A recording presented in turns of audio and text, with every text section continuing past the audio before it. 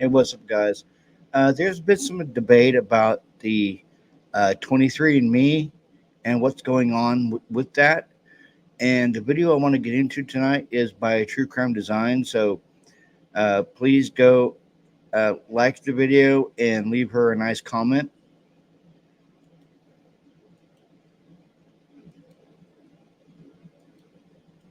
And Kohberger case. This goes deep and is not only relevant to the prosecution of BK, but these issues have much wider implications when it comes to the topics of your biometric data, security, privacy, and protection from illegal searches and seizures by law enforcement that we should all be concerned about. This inquiry began when I came across a community post from the YouTube channel Veritas Equitas, a channel I highly recommend you follow.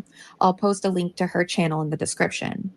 Veritas has been instrumental in collecting receipts specifically for the Idaho 4 case, meticulously archiving all the 4chan posts from the early days and beyond. There are some pretty interesting tidbits in there, so I'll leave a link to this archive in the description as well. And if you can, I would really encourage you to support this channel. I know she is not monetized, but she does have a Cash App, so even just a couple dollars to show support and appreciation for all the work she has done to kind of gather all of this evidence, which I believe is crucial. So the anonymous 4chan post in question was posted on Wednesday, September 18th, 2024. This is just one day after all 7 board members of the DNA testing company 23andMe abruptly resigned from their positions. According to mainstream media sources, the board of directors quit following disagreements over the CEO, Ann Wojcicki's plans to privatize the DNA testing company. According to The Hill, Wojcicki submitted a proposal in late July to stop the public trade of the company's shares. But a special committee within the board rejected the proposal. They claimed it did not provide a premium to the closing price and that the plan did not have sufficient financing. The board originally offered Wojcicki limited extra time to revise her proposal. However, the committee released a statement sharing their joint resignation upon not receiving an update. Quote, after months of work, we have yet to receive from you a fully financed, fully diligenced, actionable proposal that is in the best interests of non-affiliated. Okay, I heard it was they were trying to take it public, but it was already public. So she was wanting to privatize it, basically take it off the stock exchange. That's very interesting. And I don't blame the board members that resigned because this more than likely blindsided them that she wanted to take it off the public stock exchange and make it private. Shareholders. We believe the special committee and board have provided ample time for you to submit such a proposal. That we have not seen any notable progress over the last 5 months leads us to believe no such proposal is forthcoming. The statement continued, quote, it is also clear that we differ on the strategic direction for the company going forward. Because of that difference and because of your, Wojcicki's, concentrated voting power, we believe that it is in the best interests of the company's shareholders that we resign from the board rather than have a protracted and distracting difference of view with you as to the direction of the company. In response to the mass resignations, Wojcicki announced that she would, quote, remain committed, end quote, to bringing 23andMe out of its financial decline. Now, this 4chan post reads, what they don't want you to know is 23andMe was forced to shut down because it was a front for the feds. Now that they have a searchable database of DNA samples for most Americans, they can extrapolate the rest for those who refuse to participate. That is very, very interesting. It was a forced shutdown because it was a front for the feds. Wow. I'm glad I didn't use 23andMe or Ancestry because Ancestry could be a front for the feds too, and we don't know it.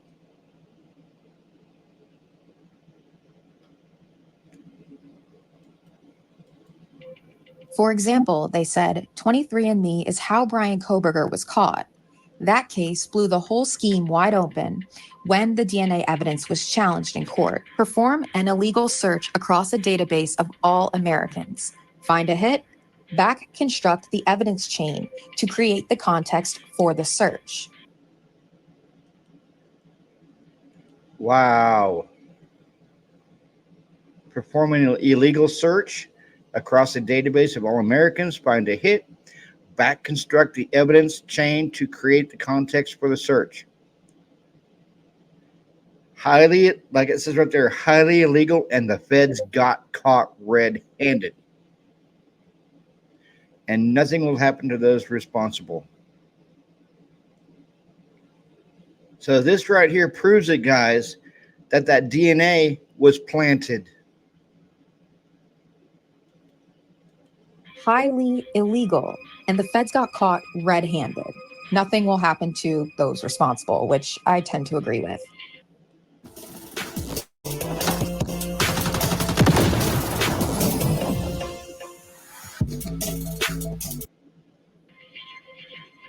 Now, the name Anne Wojcicki may sound familiar to you as it did to me when I first started looking into this. This is because Anne Wojcicki is sisters with Susan Wojcicki, who was the former CEO of YouTube from 2014 until she stepped down in February of 2023 to, quote, start a new chapter focused on my family, health, and personal projects, end quote. Sadly, Wow. So, this goes all the way to, wow. Susan Wojcicki passed away last month in August of 2024 at 56 years old due to lung cancer. Even more sadly, on February 13th of 2024, Susan Wojcicki's son, Marco Troper, a 19-year-old student at the University of California at Berkeley, died of acute combined drug toxicity just 6 months before his mother's untimely death. Marco's death was ruled to be an accidental overdose after he was found dead in his dorm room. You may also be familiar with the name Anne Wojcicki because she was previously married to Sergey Brin, the co-founder of Google and president of Alphabet Inc. They were married from 2007 to 2015. And notably, Sergey Brin is one of the most affluent billionaires in the country with a net worth of approximately $129 billion, according to Forbes. Furthermore, it has been recently uncovered that Brin had connections to A1 Jeffrey E., the infamous PDF file and financier. According to a July 2023 legal filing in the Southern District of New York, quote, Brin became a client of JP Morgan's San Francisco private bank in 2004, end quote. 1 year after JE introduced Brin to Jess Stanley, a former executive. So, this goes to Jeffrey Epstein too? Or JE? Wow. At JP Morgan. So essentially, thanks to JE, Brin became one of the bank's biggest clients with investments worth more than $4 billion at the time, according to court papers. And she was married to this dude, and this dude knew JE? Holy crap, guys.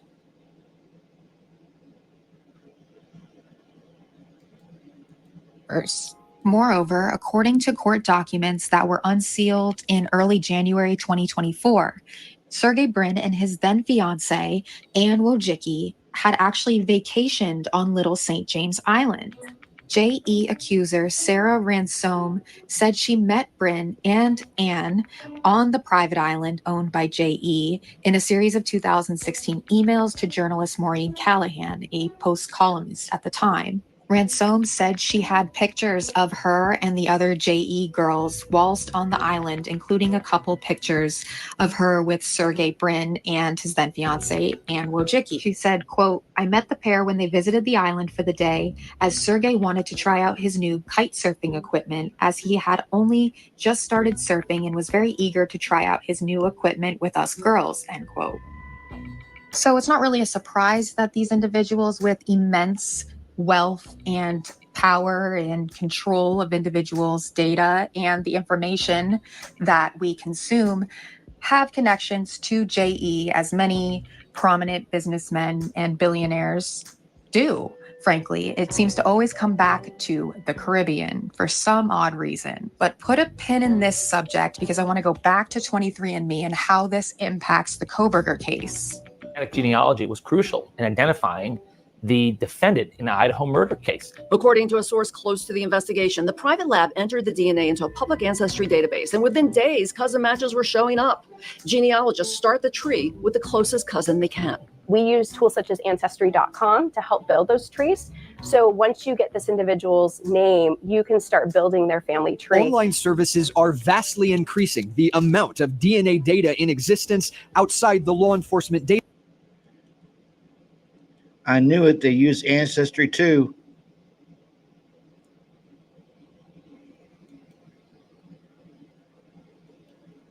Database. When people upload that info to open source matching sites, the web of familial connections could offer detectives leads for any crime with DNA evidence. They're trying to narrow it down, so think of it like a jigsaw puzzle, and the pieces are falling into place. Both 23andMe and Ancestry.com say they never voluntarily work with law enforcement, and they recommend against third-party matching sites.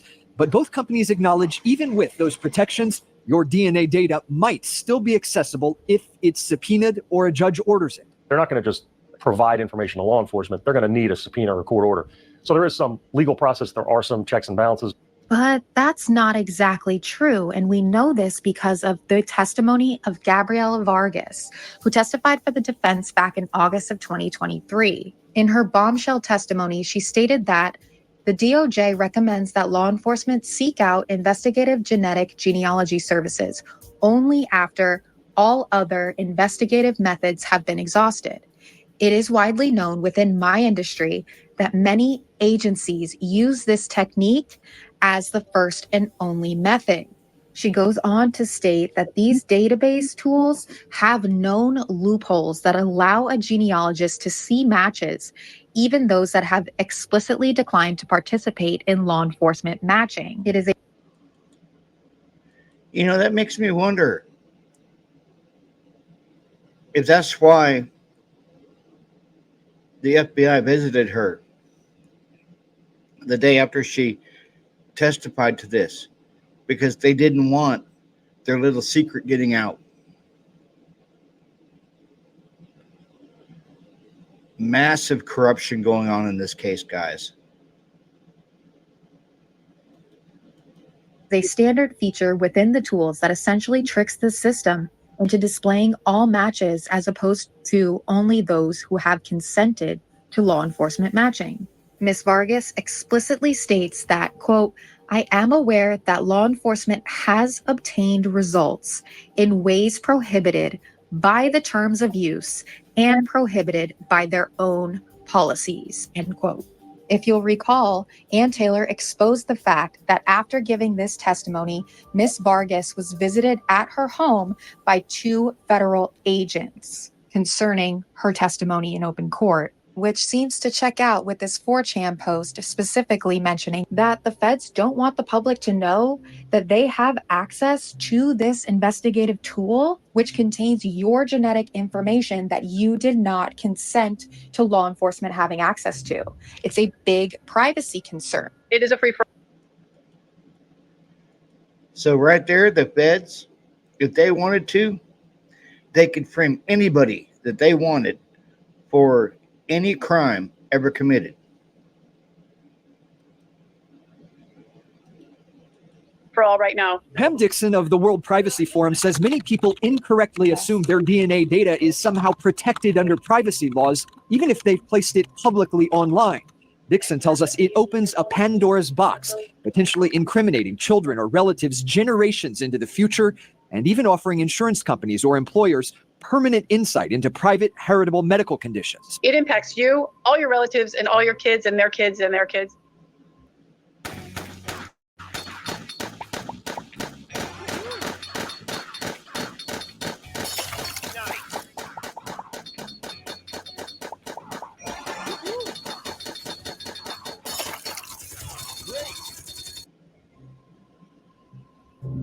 But this apparent loophole in the system that Ms. Vargas described isn't the only way that companies like 23andMe leave their customers in the dark concerning the vulnerability of their information. In 2023, a security breach exposed genetic and ancestry information for 6.9 million customers. The same week as the mass resignation, 23andMe said it would settle a $30 million class action lawsuit accusing it of failing to protect its users from the 2023 data breach. The company announced in October 2023 that hackers had accessed customer information in the data breach, but the company didn't confirm the full extent of the incident until December. So people's DNA got hacked.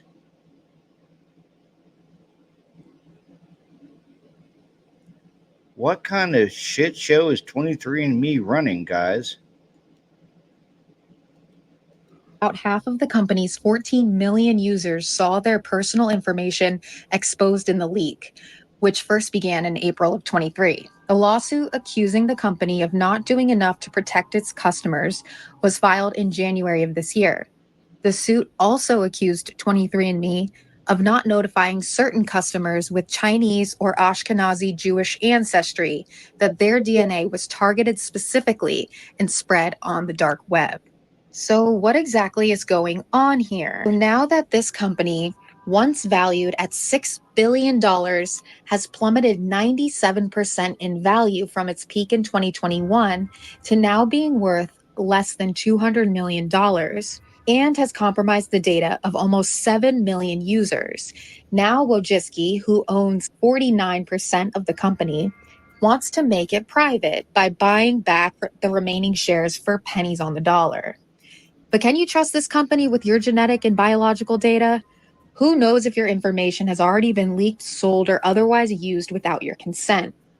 It seems to me that Wojcicki wants to make the company private in order to keep certain information about the company from getting out, like what happened with the Twitter files. My advice, be cautious and protect your DNA, because there are wealthy and powerful people who, for whatever reason, want this information from you and will not hesitate to violate your rights to privacy and due process in order to get a hold of it. See you next week.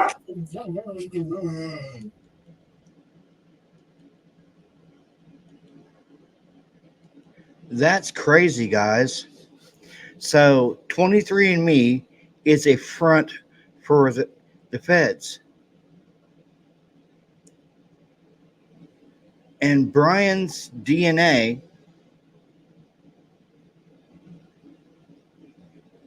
was planted.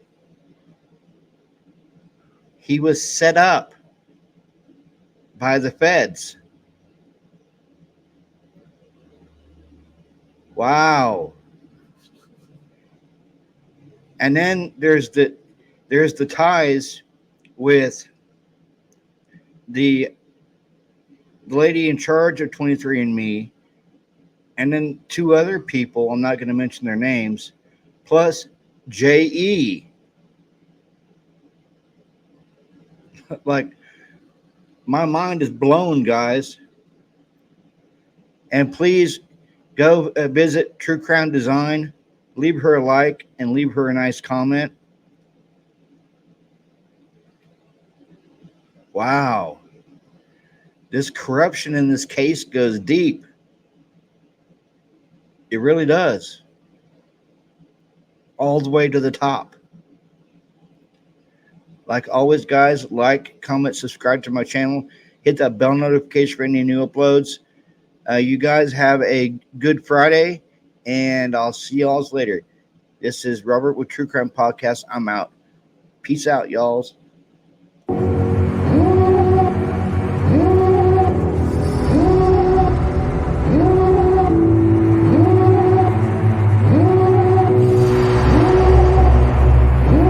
Devil in the red.